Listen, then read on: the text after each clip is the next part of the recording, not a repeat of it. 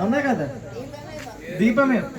అంటే ఇది ఎందుకు పట్టుకున్నాం అంటే మనకు మా ఇంతకుముందు చెప్పాం కదా, ఒక ట్రైన్లో ఉన్న వాళ్ళందరూ బ్రతకడానికి ఒక అతను చనిపోతేనే ట్రైన్ ఉన్న అందరూ బ్రతుకుతారు. మనమందరం మన జీవితాలు అందరూ బ్రతకాలంటే ఏసే మనకు పరలోకం నుండి ఈ లోకానికి వచ్చి తను చనిపోయిండు. ఈ కొవ్వొత్తి కూడా ఆరిపోతూ మనకి ఏమిస్తుంది? వెలుగునిస్తుంది.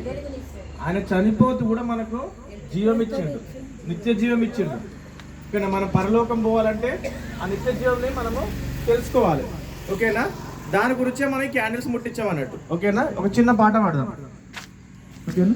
యేసుండు జన్మించే రేయిలో, శ్రీ యేసుండు జన్మించే రేయిలో, నేడు పాయక బెత్లెహేమయూరిలో, నేడు పాయక బెత్లెహేమయూరిలో, గొల్లలెల్లారు మిగుల బీతిల్లగా, గొల్లలెల్లారు మిగుల బీతిల్లగా, జల్పే గొప్ప వాత దూత చల్లగా, బేట గొప్ప వాత దూత చల్లగా, శ్రీ యేసుండు జన్మించే రేయిలో, శ్రీ యేసుండు జన్మించే రేయిలో, నేడు పాయక బెత్లెహేమయూరిలో, నేడు పాయక బెత్లెహేమయూరిలో, శ్రీ యేసుండు జన్మించే రేయిలో, శ్రీ యేసుండు జన్మించే రేయిలో, నేడు పాయక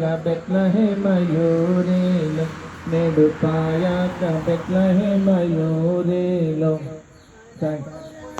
ఒక శిశు పుట్టేను, మన కొరకు ఒక శిశు పుట్టేను, మన దోషములు పోగొట్టేను, మన దోషములు పోగొట్టేను, శ్రీ యేసుండు జన్మించే రేయిలో, శ్రీ యేసుండు జన్మించే రేయిలో, నేడు పాయ